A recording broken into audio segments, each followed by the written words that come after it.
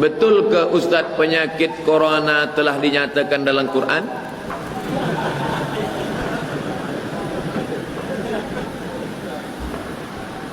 Dia tengok dalam FB dia, corona zamana kazaba. Bukan Quran, itu Iqra. Corona datang pada masa banyak dusta, katanya. Bukan ayat Quran. Adapun yang pertama menyebut virus corona ini adalah ulama dari Yaman. Bukunya 5-10 tahun yang lalu. Al-Habib Masyhur Al-Adani, Abu Bakar Masyhur Al-Adani, dia sebut situ ada nama virus yang belum ada pada zaman sebelumnya. Tulis di situ humma al-corona. Humma demam, demam panas. Ko kaf waw ra waw non alif, corona. Tapi bukan Toyota. Corona. Dalam Quran. Macam mana Ustaz andai solat jemaah di sebelah orang mempunyai bau badan yang kuat, bau kurang pakaian, sebelah orang baca kuat sikit sehingga terasa terganggu kita solat. Man akala basalan, siapa yang makan bawang putih, bawang basal, bawang merah, sauman, bawang putih, fala yaqrabanna falyatazil musallana. Siapa yang makan bawang putih, siapa yang makan bawang merah, maka jangan dekat-dekat masjid kami, kata Nabi. Kenapa tak boleh dekat masjid? Innal malaikata tata'adza. Sesungguhnya malaikat terganggu dengan bau bawang itu. Bawang, kira-kira mana yang hebat, bawang, petai ke? Oleh sebab itu maka kita diajarkan, laula an asyqa ala ummati, kalau tidak memberatkan pada umatku, la amartuhum bisiwak, aku suruh dia bersiwak inda kulli salah, setiap hendak bersolat dia bersiwak. Makanya para habaib kita, para tuan guru kita, para syekh kita, sebelum dia jadi imam, saya tengok waktu Habib Umar datang ke Jakarta di Hotel Crown, solat subuh, saya tengok dia sebelum solat subuh, kata dia, sebelum angkat takbiratul ihram dia ambil siwak. Padahal gigi mereka bersih, tapi mereka nak ikut sunnah Rasulullah SAW, sawus sufu. Oleh sebab itu maka bersihkan mulut. Kami tanya badan, Ustaz jawab mulut pula. Sedangkan mulut yang kecil aja dijaga, apa lagi badan? Oleh sebab itu maka mesti mandi, mesti bersihkan. Ada penyakit itu akibat perut kotor. Kalau usus lambung ini kotor, maka dia menyebabkan keringat kita bau, peluh kita bau. Maka mesti dimakan ubat. Dia makan sehari dari pagi sampai petang, cari hari cuti, keluar semua, maka itu menyehatkan. Cari ubatnya supaya hilang bau-bau ini semua. Makanya di antara yang disukai Nabi adalah itar. Makanya kalau dalam majlis maulid dibakar itu bukhur daripada kayu gaharu, dibakar, dihidupkan. Orang yang tak faham dia sangka sedang memanggil jin hantu. Pergi ke Makkah dia tengok banyak jual kemenyan besar-besar, beli berkilo-kilo. Sebenarnya itu untuk apa kemenyan? Untuk mengharumkan. Sebab Nabi suka pada yang harum-harum, dan malaikat-malaikat rahmat juga suka pada yang wangi-wangi. Maka kita pakai ini, jauhkan daripada yang bau-bau, kerana malaikat pun terganggu dengan yang bau-bau. Kita disuruh buat kebaikan, meninggalkan larangan Allah. Bagaimana kalau kita ini tidak buat dosa besar dan senantiasa kebaikan, cuma solat tak berjamaah, perkara-perkara sunat kita tak buat, hanya buat yang wajib saja. Ini sebenarnya kalau saya tengok, ini bukan nak tanya, nak menawar je. Kenapa kita tak solat berjamaah? Apa sebab kita tak sembahyang berjamaah? Nabi SAW bila dia lepas sembahyang, dia tengok ke belakang, dia tanya, asyahidun fulan, asyahidun fulan, mana si fulan, mana si fulan, kenapa tak datang solat berjamaah? Pernah suatu ketika Nabi berkata, layan tahiyanna, mereka yang tak datang solat berjamaah, mereka yang sembahyang di rumah, mereka yang sembahyang di jalan, berhenti, jangan ulang lagi. Kalau mereka tetap sembahyang di sana sendirian, la uharriqanna alaihim buyutahum, maka aku akan membakar rumah mereka. Oleh sebab itu, sedangkan dalam perang sekalipun, wa idza kunta fihim fa aqamta lahumus shalah, kalau kau bersama dengan mereka ya Muhammad sallallahu alaihi wasallam, engkau menjadi pemimpin mereka dalam salat. ayat ini tentang solat khauf. Apa maknanya? Sedangkan dalam perang sekalipun Nabi tetap solat berjamaah. Mengapa kita yang dalam keadaan aman, selesa, selamat, kenapa tidak solat berjamaah? Oleh sebab itu, solat berjamaah adalah syiar umat. Saya tak ragukan lagi tentang solat berjamaah. Di Malaysia, di mana-mana masjid saya tengok penuh, semuanya ramai dengan solat berjamaah. Mudah-mudahan kita istiqamah insya-Allah. Sudah buat baik dengan keluarga mertua, sudah melayani keluarga suami dengan baik, tapi masih dibalas dengan layanan yang buruk. Kadang-kadang suami pun menyebelahi saya. Bagaimana lagi saya lakukan? Bolehkah saya tak balik terus ke rumah? Kita niat baik, kita buat baik, kita amal baik. Kalau datang baik berarti Allah bagi baik. Kalau datang tak baik, husnuzan kepada Allah Subhanahu wa taala. Kalau ada fitnah, in ja'akum fasiqun binaba'in fatabayyanu. Dalam qiraat lain fatathabbatu, mesti ada clear, mesti dijelaskan. Ini salahnya di sini, ini di sini. Jangan ikutkan fitnah-fitnah. Kalau ada orang tuduh macam-macam, tanya kita, kamu kenapa menuduh saya? Kenapa, apa yang salah? Mesti jelaskan. Kalau kita sudah jelaskan, orang tak boleh terima, maka kita tak boleh paksa orang. Afa anta tukrihun nasa? Apakah kau paksa orang lain supaya percaya kepada engkau? Tidak. Kita hanya disuruh menjelaskan. Innama anta munzir. Engkau hanya menjelaskan. Lasta alaihim bimusaitir. Engkau tak ada kuasa untuk memaksa orang lain. Maka bila kita dah jelaskan, tapi jangan lupa ada satu lagi. Di balik usaha manusia ada senjata orang beriman. Ad-du'a silahul mu'min. Doa senjatanya orang beriman. Banyak-banyak bertawassul dengan salawat, banyak-banyak bertawassul dengan Al-Fatihah. Ya ayyuhalladzina amanu taqullah, bertakwalah kamu kepada Allah, wabtaghu ilaihil wasilah, bertawassul dengan Nabi Muhammad. Allahumma inni atawassalu ilaika bihaqqi nabiyyika Muhammad sallallahu alaihi wasallam wan nabiyyin wasiddiqin wasyuhada wassalihin an tuyassira li umuri. Ya Allah, berkat kemuliaan Nabi Muhammad, lembutkan hati orang, baikkan orang, buat orang dapat menerima. Selepas daripada itu serahkan pada Allah. Fa idza azamta, kalau kau sudah azam kepada Allah, fatawakkal 'ala Allah, bertawakkallah kepada Allah. Mana boleh bertawassul kepada orang yang sudah meninggal dunia? Kata setengah orang, tak boleh bertawassul kepada orang sudah meninggal dunia. Tengok hadis Nabi tentang menguburkan Fatimah, istri Abu Talib, ibu mak daripada Ali bin Abi Talib. Masa Nabi dapat berita bahawa mak angkat dia, makcik dia bernama Fatimah meninggal dunia, Nabi menggali kubur. Makam Fatimah itu Nabi sendiri yang menggalinya. Nabi masuk ke dalam, Nabi berdoa. Apa doa Nabi? Allahumma inni as'aluka bihaqqin nabiyyin. Aku meminta kepada engkau dengan para nabi-nabi. Disebutkan dalam kitab Al-Mu'jam Al-Kabir Imam At-Tabrani. Artinya apa? Nabi Muhammad bertawassul dengan nabi-nabi sebelumnya. Nabi-nabi sudah meninggal dunia dan mereka punya kehidupan yang khas, tak sama macam kita. Wala taqulu liman yuqtalu fi sabilillahi amwat. Jangan kau katakan mereka mati, bal ahya, mereka hidup. Walakin la tash'urun, kamu yang tak dapat merasakan kehidupan mereka. Oleh sebab itu jangan hiraukan tentang orang yang menolak tawassul. Kita tetap bertawassul dengan sallallahu alaihi wasallam, bertawassul dengan Al-Fatihah, bertawassul dengan Yasin untuk hajat-hajat kita, termasuklah hajat puan yang terkait dengan hati manusia. Bolehkah menulis satu ayat Quran di atas kertas? Contohnya Yasin ayat 58, surah Az-Zumar 73, surah Ar-Ra'd 24, surah Al-Qadar ayat 5. Ayat-ayat ini ditulis di atas 4 kertas, dampal pada setiap penjuru rumah. Betul ke kaidah itu boleh mengelak daripada wabah, penyakit dan bencana? Ya ayyuhalladzina amanu, hai orang beriman, idza quri'al Qur'an, kalau Quran dibacakan, fastami'u lahu, dengar baik-baik, wa ansitu, diam, la'allakum turhamun, mudah-mudahan kamu mendapat rahmat. Kalau kamu mendengar bacaan Quran, diam, mudah-mudahan kamu dapat rahmat. Sedangkan mendengarnya saja dapat rahmat, apalagi membacanya. Itu membaca. Bagaimana kalau menulis? Majmu' Fatawa Ibnu Taimiyah. Kenapa Ustaz ni sikit-sikit Ibnu Taimiyah, sikit-sikit Ibnu Taimiyah? Sebab yang banyak membid'ahkan ni kan yang ikut Ibnu Taimiyah. Maka kita pakai fatwa guru dia. Kata Ibnu Taimiyah, kalau dituliskan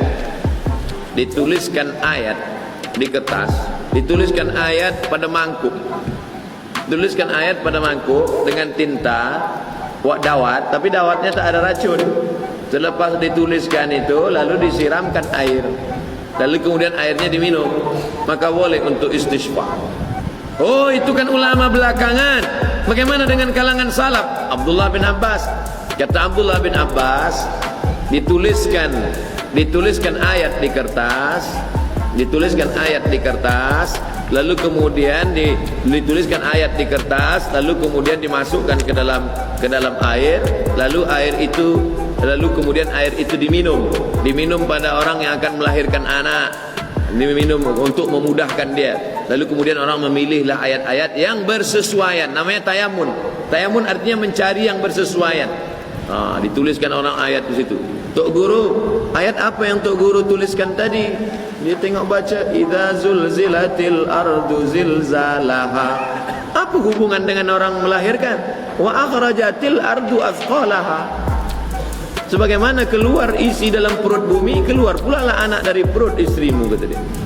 Menyesuaikan apa yang bersesuaian dengan yang ada dalam ayat, litabaruk, untuk mengambil barokah. Boleh jadi juga dia dapatkan daripada ijazah daripada guru-guru dia.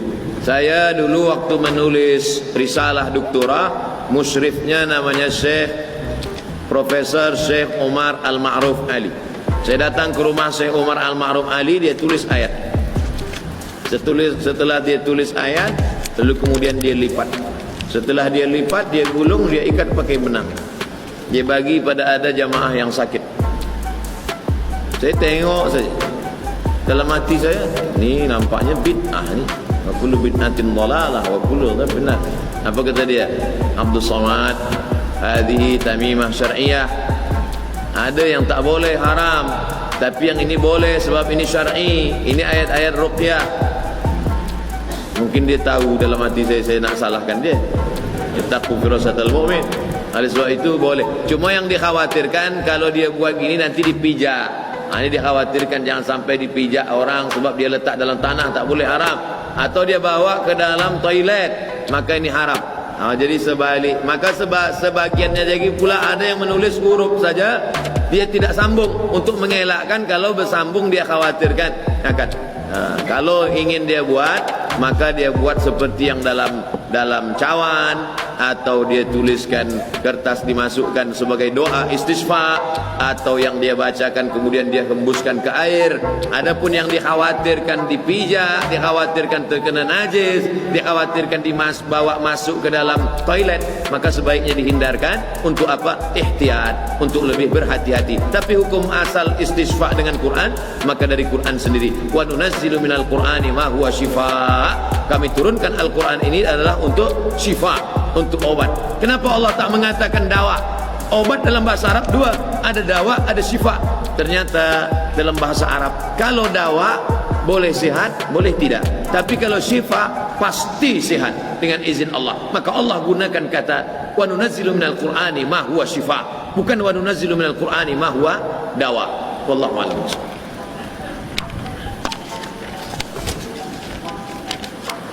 Mohon Al-Fadil mengumumkan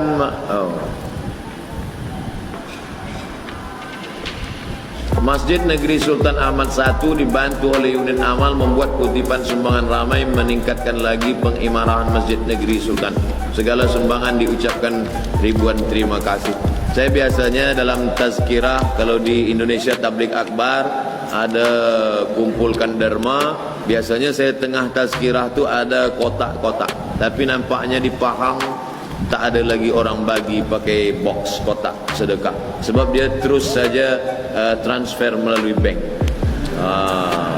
Begitu kita cerita, ma'akal tafa'afnaita, yang kau makan akan busuk, wa malabista fa'ablaita, yang kau pakai akan lapuk, wa ma tasaddaqta, yang kau dermakan untuk Masjid Sultan Ahmad I, itulah yang akan kau bawa mati kekal abadi. Allahu Akbar.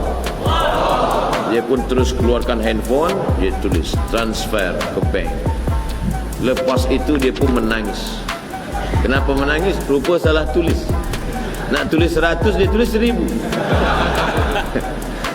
Padahal yang salah itulah yang akan dia bawa mati menghadap Allah.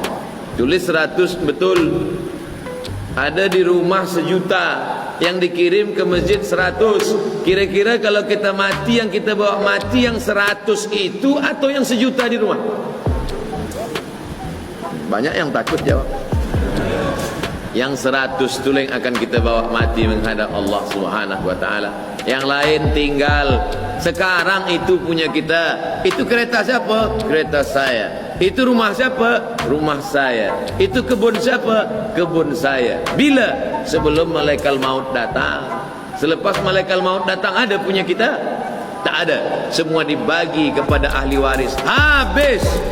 Makanya orang yang pandai, orang yang smart, yang cerdas, al-kayyisu, orang yang pandai, man dana nafsahu, dia kekang hawa nafsunya, wa amila lima ba'dal maut, dia beramal apa selepas mati. Kalau pandai, berikanlah tanah itu wakaf untuk masjid. Kalau pandai, berikanlah sebagian wang yang disimpan selama ini. Berapa banyak orang cari duit tapi tak sempat menikmati duit. Cari pagi, pulang petang, cari petang, siang malam, tapi tak pernah menikmati. Manusia ini memang makhluk yang aneh. Dia cari makan tapi dia pun tak boleh makan. Berapa banyak orang cari makan, makanan berkumpul tapi dia tak pernah makan. Semua makanan banyak. Tuan tak makan, kolesterol. Tuan tak makan, diabetes. Oleh sebab itu maka tidak ada jalan lain untuk menikmati yang pernah kita cari di dunia ini kecuali dengan bersedekah. Orang-orang yang mati itu kalau ditanya, hai orang mati, apa yang kau inginkan? Laula akhartani ila ajalin qarib, berikanlah aku masa hidup sekejap saja ya Allah. Qarib, sikit saja. Tambah umurku ya Allah, sekejap saja. Kalau aku bagi engkau hidup sekejap, kau nak apa? Apa dia jawab? Fa as-sadaqah, aku ingin bersedekah. Dia ingin bersedekah. Seandainya umur dia panjang, dia hanya ingin satu saja. Fa as-sadaqah, aku ingin bersedekah. Tasaddaqu, bersedekahlah. Untuk apa? Bersedekah menolak bala, jauh daripada musibah. Bersedekah untuk apa? Kata Nabi SAW, Da'u mardakum bisadaqah, banyak-banyaklah kamu bersedekah untuk mengobati sakit zahir dan batin. Datang seorang lelaki, hatinya keras, syaka, mengadu kepada Rasulullah SAW, an qaswatil qalbi, hatinya keras. Apa kata Nabi SAW? At'imil masakin wamsah ra'sal yatim, sapu kepala anak yatim, bagi makan fakir miskin. Cara melembutkan hati. Sadaqatus sirri tadfa'u mitatassu, orang yang bersedekah menderma menolak mati su'ul khatimah. Tiap hari tiap petang kita berdoa, Allahumma khtim lana bihusnil khatimah wala takhtim alaina bisu'il khatimah. Tapi tak pernah bersedekah, mati su'ul khatimah. Cara yang paling baik menolak su'ul khatimah adalah dengan cara bersedekah. Ada seorang pemuda belum menikah, anak lajang, mati di belakang makam Ibrahim. Ini makam Ibrahim. Selepas dia tawaf di belakang makam Ibrahim, sujud terakhir, pakaian ihram, lepas tawaf dalam Masjidil Haram, di tanah haram, dalam keadaan suci, berwudu di tempat yang mulia. Firman Allah, wattakhidhu min maqami Ibrahim musalla. Banyak orang heran, dia bukan ulama, dia bukan alim, dia manusia biasa, pemuda belia. Heran orang, datang ke rumah orang tuanya, bertanya kepada bundanya, bertanya kepada maknya, apa amalan anakmu? Kenapa dia diberikan Allah mati husnul khatimah di sujud terakhir? Aku pun tak tahu. Selepas seminggu, sepekan dia meninggal dunia, datanglah perempuan membawa anak-anak yatim. Seorang janda membawa anak yatim, bercerita, anak puan yang meninggal ini setiap bulan dia gaji, dia bagi 1/3 gajinya untuk anak yatim. Tapi tak ada orang tahu. Allah muliakan. Makanya nanti kalau puan mana tahu suami puan meninggal, lepas tu ada janda datang, itu tanda husnul khatimah. Tapi dengan makna dia bagi makan fakir miskin, dia bagi anak yatim. Suami kamulah yang selama ini menderma ke masjid, yang selalu memberikan. Dia tak pernah popular, orang tak tahu, tak ada di television, tak ada di YouTube. Tapi kenapa malaikat selalu kam min masyhurin fil ardi walam yakun ma'rufan fis sama? Berapa banyak orang yang masyhur di bumi tapi tak dikenal malaikat di langit. Tapi berapa banyak orang yang di dunia tak dikenal, tapi tiap-tiap hari malaikat menengok catatan amalnya. Datang malaikat pagi naik ke atas ditengok dia. Datang malaikat malam menengok catatan amalnya dia. Sebab apa? Sebab masjid dia, sebab tanah wakaf dia, sebab sedekah dia. Tiap-tiap hari orang beramal, amalnya tetap mengalir. Tidak ada cara menyelamatkan harta kita selain satu jalan, yaitu dengan sedekah. Makanya ada 7 pintu: zakat, wakaf, infak, sedekah, wasiat, hibah, ghanimah. 7 jalan untuk pada ibadah harta. Ibadah badan banyak: zikir, solat, puasa, tawaf, sa'i, tahallul, menolong orang, jihad, berdarah, kena tombak, kena panah, baca Quran, solat, puasa. Ini semuanya ibadah badan. Tapi ibadah harta, zakat, wakaf, infak, sedekah, wasiat, hibah, ghanimah, ini sajalah pintu-pintunya. Dapat 7 pintu ni seperti sahabat Nabi dan tabi'in, alhamdulillah. Tak dapat 7 pintu, pilih salah satu dari pintu ini. Dan salah satu pintu masuk ke dalam surga ada namanya babus sedekah. Mudah-mudahan kita masuk dari pintu-pintu ini insyaAllah. Amin ya rabbal alamin. Itulah yang boleh disampaikan oleh Al-Faqir Abdul Somad pada malam ini. 30 minit soal jawab, 90 minit tazkirah beserta saya jawab. Mudah-mudahan 90 minit ini menjadi bekal kita menghadap Allah Subhanahu wa taala. Di majlis yang mulia, majlis yang dihadiri oleh para malaikat, mari kita sama berdoa kepada Allah. Astaghfirullahalazim, astaghfirullahalazim, astaghfirullahalazim alladzi la ilaha illa huwal hayyul qayyum wa atubu ilaih. Ala hadhihi niyyah wa kulli niyatin salihah. Al-Fatihah. Salamullah ala Taha Rasulillah.